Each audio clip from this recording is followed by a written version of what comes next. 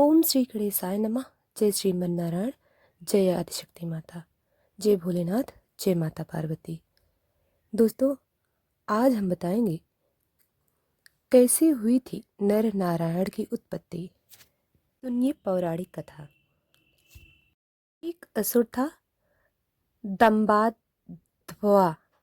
उसने सूर्य देव का घोर तपस्या की थी। सूर्य देव जब प्रसन्न होकर प्रकट हुए और वरदान मांगने को कहा तो उसने अमरत्व का वरदान मांगा। सूर्यदेव ने कहा यह संभव नहीं है। तब उसने मांगा कि उसे 1000 दिव्य कवचों की सुरक्षा मिले। इसमें से भी कवच सिर्फ वही तोड़ सके जिसने 1000 वर्ष तपस्या की हो, और जैसे ही कोई एक भी वचन को तोड़े वह तुरंत मृत्यु को प्राप्त हो जाए। सूर्य देवता बड़े चिंतित हुए।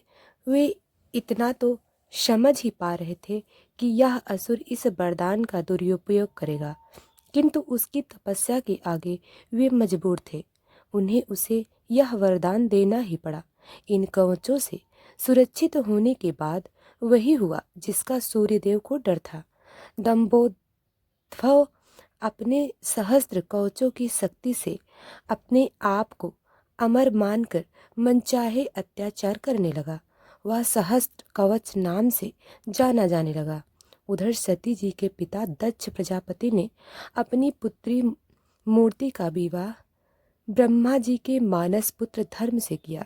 मूर्ति ने सहस्र कवच के बारे में सुना ही था। उन्होंने श्री विष्णु जी से प्रार्थना की कि इसे खत्म करने के लिए आए। विष्णु जी ने उसे आश्वासन दिया कि वे ऐसा करेंगे।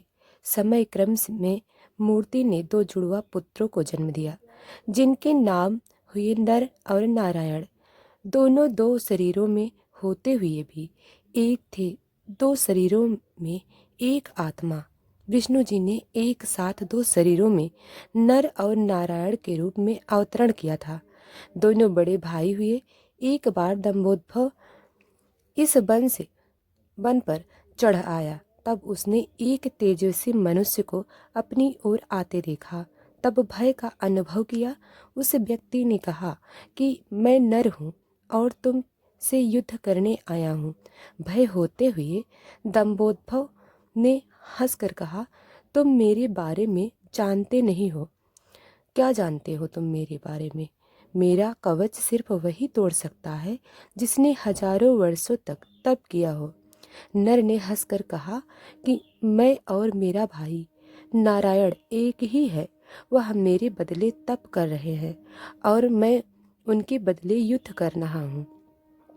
युद्ध शुरू हुआ और सहस्र कवच को आश्चर्य होता रहा कि सच में नर नारायण के तप से नर की शक्ति बढ़ती चली जा रही थी। जैसे ही 1000 वर्ष का समय पूर्ण हुआ, नर ने सहस्र कवच का एक कवच तोड़ दिया। लेकिन सूर्य के वरदान के अनुसार जैसे ही कवच टूटा, नर मृत कर गिर पड़े। सहस्र कवच ने सोचा कि चलो एक कवच गया ही सही, किंतु यह तो मर गया। तभी उसने देखा कि नर उसकी ओर दौड़े आ रहा है और वह चकित हो गया। अभी ही तो उसके सामने नर की मृत्यु हुई थी और अभी यह जीवित होकर मेरी ओर कैसे दौड़ा आ रहा है। लेकिन फिर उसने देखा कि नर तो मृत पड़े हुए थे। यह तो हूबहू नर जैसे प्रतीत होते हैं। उनके भाई नारायण थे, जो दंभोद्भव की तरफ नहीं बल्कि अपने भाई नर की तरफ दौड़े आ रहे थे। दंभोद्भव ने अट्टहास करते हुए नारायण से कहा कि तुम्हें अपने भाई को समझाना चाहिए। इसने अपने प्राण व्यर्थ में ही गंवा दिए हैं। नारायण शांतिपूर्वक मुस्कुराए। उन्होंने नर के पास बैठकर कोई मंत्र पढ़ा और चमत्कारिक रूप से नर उठ बैठे। तब दंभोद्भव की समझ में आया कि 1000 वर्ष तक शिव जी की तपस्या करने से नारायण को मृत्युंजय मंत्र की सिद्धि हुई है, जिससे वे अपने भाई को पुनर्जीवित कर सकते हैं। अब इस बार नारायण ने दंभोद्भव को ललकारा और नर तपस्या में बैठे 1000 साल के युद्ध और तपस्या के बाद फिर एक वचन टूटा और नारायण की मृत्यु हो गई। फिर नर ने आकार नारायण को पुनर्जीवित कर दिया और यह चक्रव्यूह यूं ही चलता रहा। इस तरह 999 बार युद्ध हुआ। एक भाई युद्ध करता, दूसरा तपस्या। हर बार पहले की मृत्यु पर दूसरा उसे पुनर्जीवित कर देता। जब 999 कवच टूट गए तो सहस्रो कवच समझ गया कि अब मेरी मृत्यु हो जाएगी। तब वह युद्ध त्याग कर सूर्यलोक भागकर सूर्य के शरणागत हुआ। नर और नारायण उसका पीछा करते हुए वहाँ आए और सूर्य देव से उसने सौंपने को कहा, किंतु अपने भक्त को सौंपने के लिए सूर्यदेव राजी न हुए। तब नारायण ने अपने कमंडल से जल लेकर सूर्यदेव को श्राप दिया कि आप इस असुर को उसके कर्म फल से बचाने का प्रयास कर रहे हैं, जिसके लिए आप भी इसके पापों के भागीदार हुए और आप भी इसके साथ जन्म लेंगे। इसका कर्म फल भोगने के लिए इसके साथ ही त्रेता युग समाप्त हुआ और द्वापर युग का प्रारंभ हुआ। कुछ समय पश्चात कुंती जी ने अपने वरदान को परखते हुए सूर्यदेव का आवाहन किया और कर्ण का जन्म हुआ। लेकिन यह आम तौर पर ज्ञात नहीं है कि कर्ण सिर्फ सूर्यपुत्र ही नहीं है, बल्कि उसके भीतर सूर्य और दंभोद्भव दोनों हैं।